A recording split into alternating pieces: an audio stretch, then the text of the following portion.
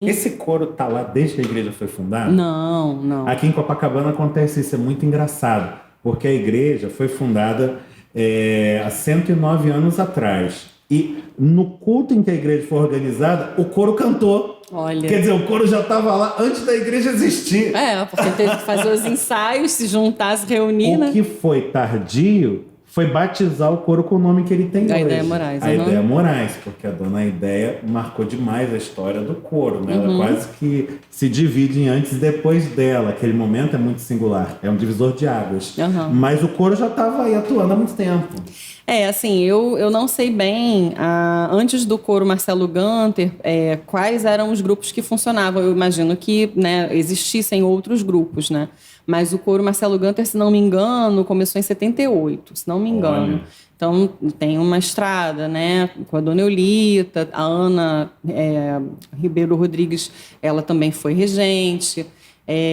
Teve o Rigoberto, depois teve o Rodrigo Afonso, e depois do Rodrigo eu cheguei. Mas eu, enfim, não era presbiteriana nessa época, né? Era católica, então tive uma longa trajetória, né? Mas você era católica mesmo? Sim, então, a gente ia... Assim, fui batizada, não. tive uma vivência... Então, não, assim... como eu disse, né? O meu pai, ele sempre fez questão da gente ir todo domingo à missa. E aí também, né, dentro da igreja, assim, eu nunca participei de coros, de grupos dentro da igreja, mas gostava de cantar as músicas, né, de certa forma me envolvia, né, na missa das crianças, fazia leitura, né, participava da liturgia. Mas, assim, desde pequena, assim como eu tinha essa inquietação em relação à música, né? Uma coisa que nunca me deixou, mesmo quando eu fui... Eu acho que até, assim, refletindo agora, tem um pouco de semelhança na trajetória, porque mesmo eu tendo ido para medicina, depois a música nunca me deixou, né? E, assim, eu, desde pequena, sempre tive um fervor muito grande, assim, uma vontade de conhecer muito, né, a palavra, estar perto. Eu sempre...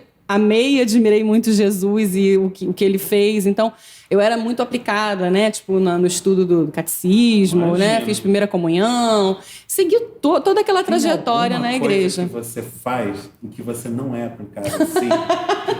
Sério? Tem alguma coisa que você faz assim de uma maneira displicente? Não, isso aqui eu faço de qualquer jeito, só pra relaxar. Ou você é assim com tudo?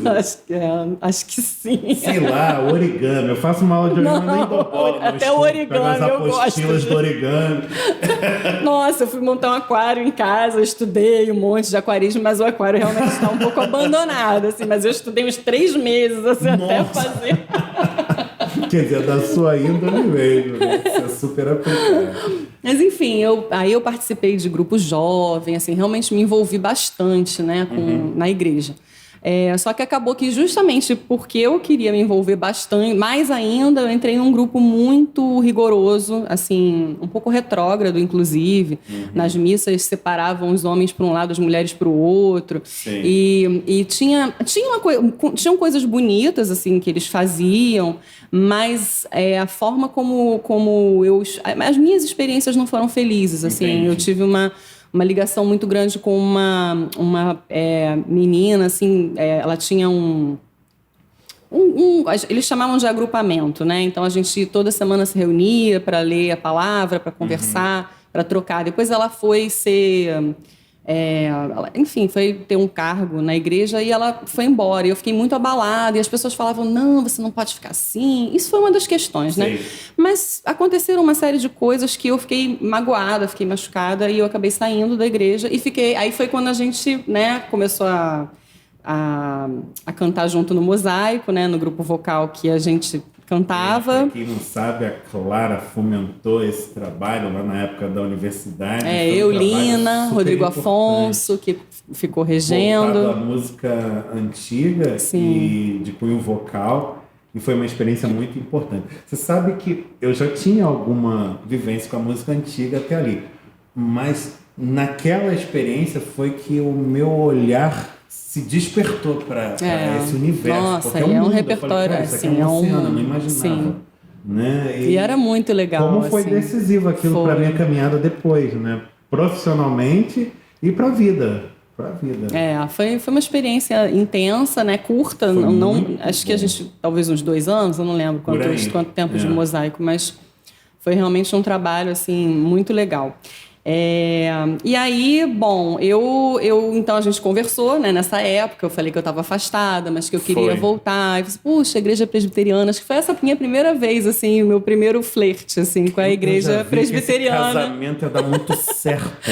Aí eu não você, a igreja, olha aqui, tem que juntar.